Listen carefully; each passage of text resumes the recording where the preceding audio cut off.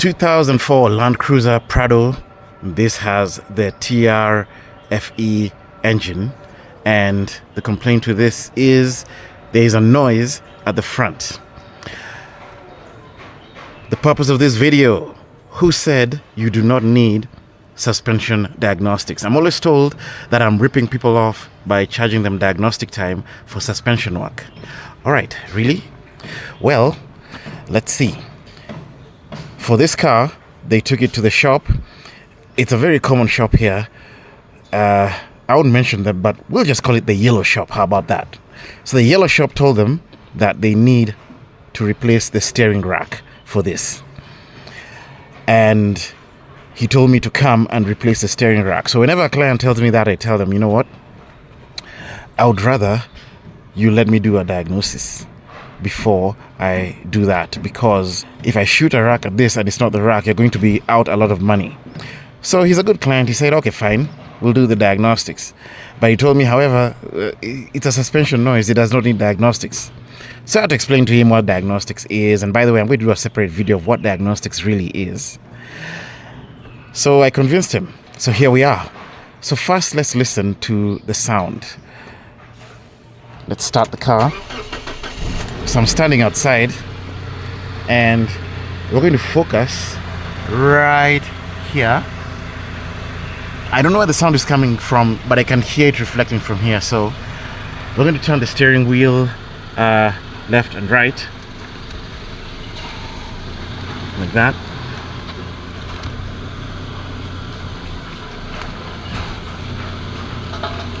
And that's the sound. So let's start from all the way right. Then focus you here and listen to this.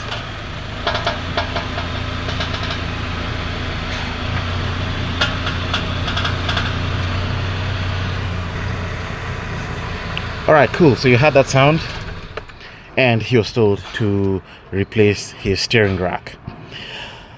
Now, you all know here what we specialize in is evidence-based diagnostics. So let's gather the evidence. So let's go down here. So when you're turning left and right, several things are moving. You've got your CV boot that kind of expands in and out a bit. Then you've got your rack, of course, that moves the most because it pushes all the way out and all the way in on both sides. You've also got the ball joints that are swiveling. So there's the ball joint, the lower, and there's the upper ball joint over there.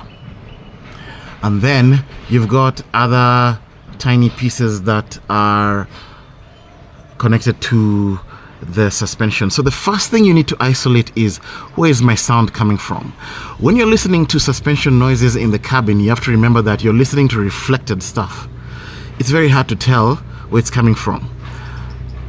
Down here, it's going to be easy to tell. So the first thing you're going to isolate is this sound coming from the left of the vehicle, or is it coming from the right of the vehicle? So the first thing I want to do is to remove this skid plate here, so we can access the guts down here. It'll make us see things easier. And there are two skid plates, front and rear over there. So let's check them both. Right, skid plates off. So how do we approach this? Very simple. First thing we're going to do is put a mic on the left control arm. Okay. Then second, we're going to put a mic on the steering rack, and it's here. Now this leak was from a previous oil leak. It's just dried up and crusted, so it's not from the rack. We're going to put on the steering rack body, and then the third mic we're going to put on the right control arm. This will give me a general idea of where the noise is emanating from. I just want to know, are we coming from the right, center, or left? And why am I choosing the steering rack?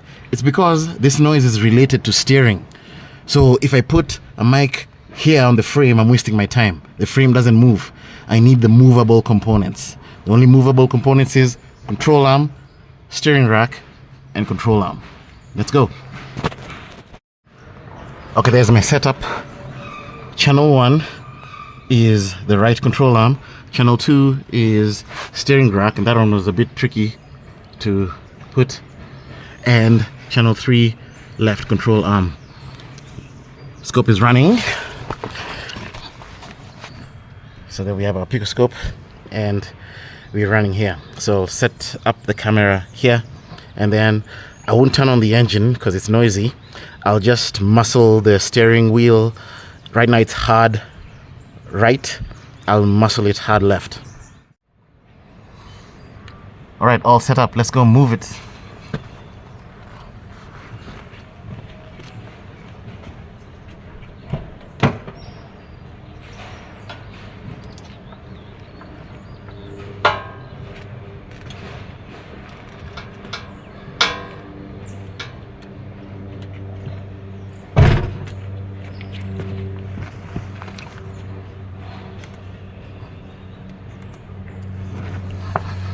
And we paused.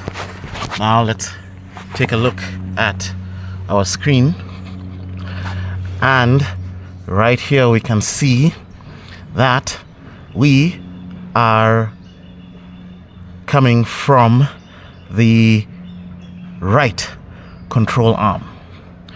So let me come here and amplify this by 10, and then I'll amplify everything.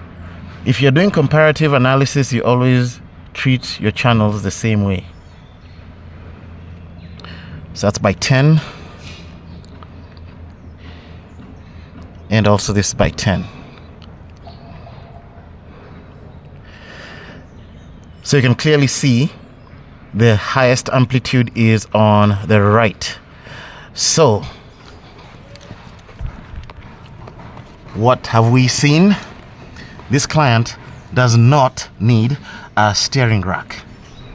How is that? You know, if I was kind of sketchy, I would have just brought a steering rack, installed it for him, and then charged him for a diagnosis after he doesn't fix his problem. But I don't work like that. So our problem is that side. Now we're going to relocate the mics to help us to focus on where the problem is coming from. So next strategy, we need to focus on where this noise is exactly coming from. There are several things here, but our clue is we are turning the steering wheel, and as we are turning, we get this very hard metallic ringing noise.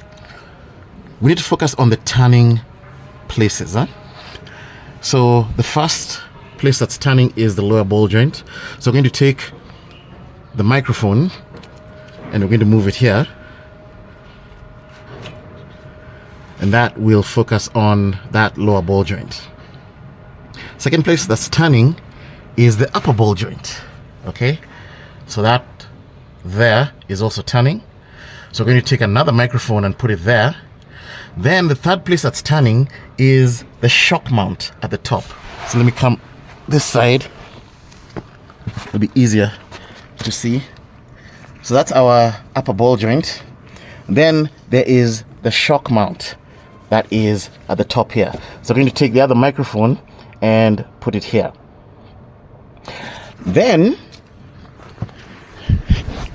we are also going to focus on the stress points. There's only one stress point here. Actually, there are two stress points here. First stress point is the tie rod. Okay, so that joint is also flexing and turning slightly. We're going to put a microphone here. Then the other thing we need to pay attention to is our links here. Okay, so after we do the 4 mics, we only have 4 channels, so we're going to do 1, 2, 3, and 4 up there. Then after we isolate which one has the highest amplitude, we're going to decide whether we will put our mics here, because this also flexes and will give us noise if those ball joints are not good. Let's relocate the microphones. Alright, so there we have channel 1, lower ball joint. That's on A. Channel B is the tie rod end joint. And then for C and D, we're up. Channel C, upper ball joint. And channel D, we have the shock mount for the strut tower. Let's go back to the scope.